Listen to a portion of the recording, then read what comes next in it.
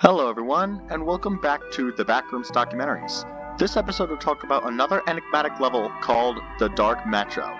This is an alternative to the Metro, which I explained in the last episode. Without further ado, enjoy this episode. Warning, this level is dark. The Dark Metro is an enigmatic level of the Backrooms, and it has a survival difficulty of class Lambda. Unsafe and unsecure, constant human hostility, presence of hostile sentient entities. The Dark Metro is physically described to be an industrial town at a constant state of night. The Dark Metro and the Metro have similarities and opposites. An example of this is that the Metro is bright and luminous, while the Dark Metro is nearly pitch black. Both levels are home to anomalous and enigmatic entities. The moment you're about to enter this level from the Metro, you will hear the sounds of heartbeat, although this is unknown. In depth, the Dark Metro looks like a town that looks like it originated in the 1700s. Some technologies here are still modern though. Explorations are still yet to be conducted, but it's difficult due to the darkness, hostile residents, and unpredictable entry methods. People have recorded a small number of research missions. There are still large pieces of information that are missing from these missions, such as level size, population, objects, presence of entities, and reality stability. There could be trees found in this level, and they are all the same. They are tall, rough, dead, and smell of what seems to be charcoal. The broken streetlights make a low amount of electricity, creating hums and sounds of it throughout the entirety of the Dark Metro. This, however, stops when the Dark Metro entity arrives. This is highly recommended that if you enter this level, be very stealthy, or else the inhabitants are going to make your life miserable. If you're spotted, you will be taken to the main building area, and it is unknown what happens from there. The Dark Metro has many unique areas. Allow me to explain them all. All of the neighborhoods are lined up with houses of historical suburban design and architecture. The average temperature ranged from 30 to 50 degrees Fahrenheit, or -1 to 10 degrees Celsius. The roads are often cracked, and they can sometimes have pieces of scrap and loose wires on them. There are no natural sources of light in this area, such as streetlights, lights from the houses, and more, except for red candles that line each house. Except in the neighborhoods, red streetlights can be found near the railroad tracks of the Dark Metro. There could be supplies here, and cars can be found. The car's lights are not able to work, and if you even enter these houses, you will instantly be sent to the central plaza. It's also recommended to use light sources at a bare minimum, as it can attract those dangerous inhabitants. The central plaza is known to be a parking lot with the mall filled with stores. All of the stores are closed, and this area is very dangerous due to the constant human population because humans are hostile here. The central plaza hosts sacrificial ceremonies every 3 days. If you're not comfortable with this, it is also recommended to skip this part. Every 3 days, in the main building of this level, 2 large bells start to ring.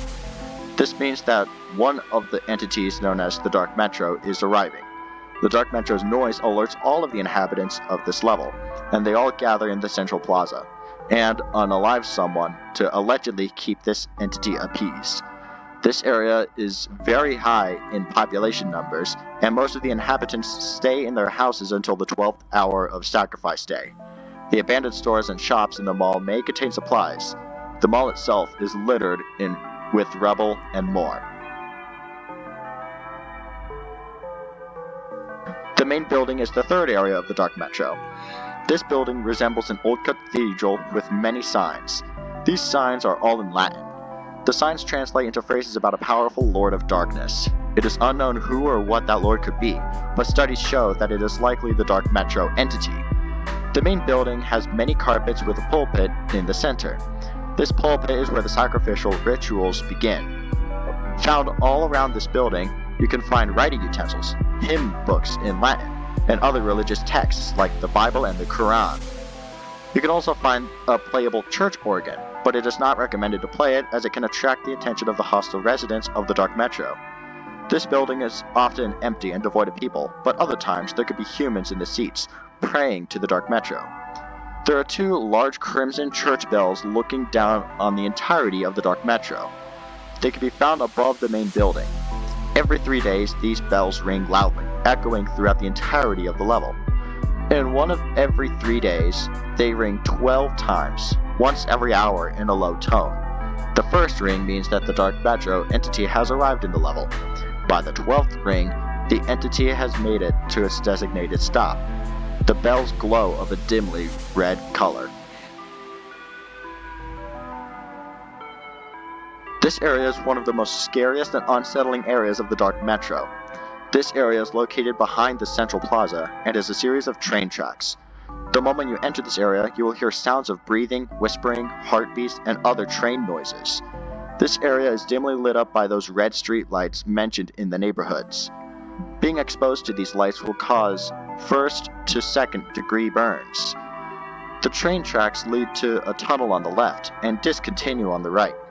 Once the crimson bells ring, you can see the Dark Metro entity and slowly descend from the sky and onto the tracks.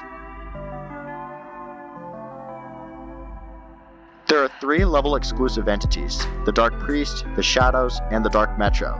The Dark Priest is located in the main building and conducts these rituals. The Shadows work along with the Dark Priest. The Dark Metro has the most to explain. The Dark Metro is the most mysterious entity in this entire level.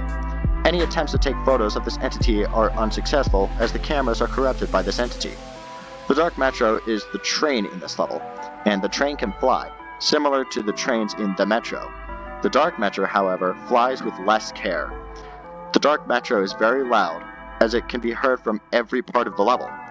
This entity, when in the air, was also reported to drop unsettling things from the sky. Now I'm not going to list them because I don't want to disgust you, and I don't want to get age restricted. The townspeople.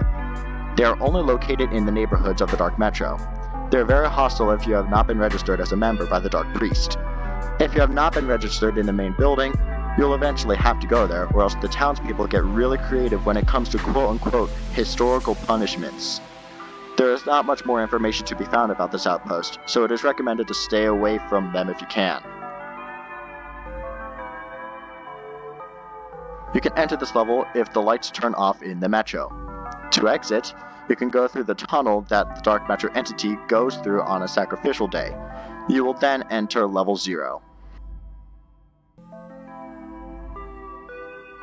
In summary, the Dark Metro is a distorted, unsettling, and overall terrifying version of the Metro. The residents and humans there are very aggressive, and there are days where the residents sacrifice a random wanderer that has been captured.